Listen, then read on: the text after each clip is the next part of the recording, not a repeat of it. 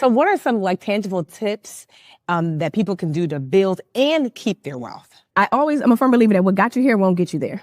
So the Ashley that opened her first brokerage account, bought her first stock, automatically deposited money is not the same Ashley that can sustain herself with the wealth that she's built.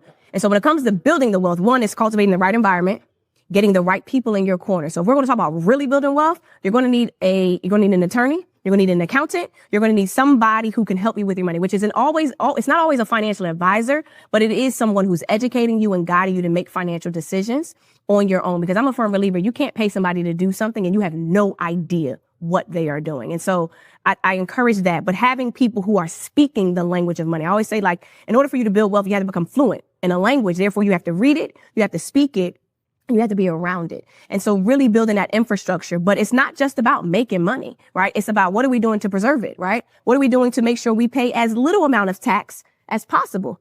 Sometimes I'm not saying you might be an accountant, but I would prefer to pay someone who loves what they do, who's an expert in that area, because the more money you make, the more taxes you're going to make. And I always tell people, what if we had $1 million tax bill? Like, let's strive to have $1 million tax bill, not get a tax refund, and getting yourself into that space. So having a good accountant as well.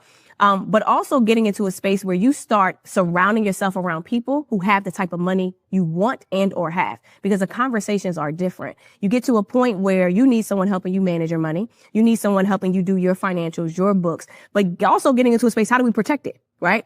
I always tell people, you can build this big old mansion. You're laying the foundation, but what happens if something happens to the builder?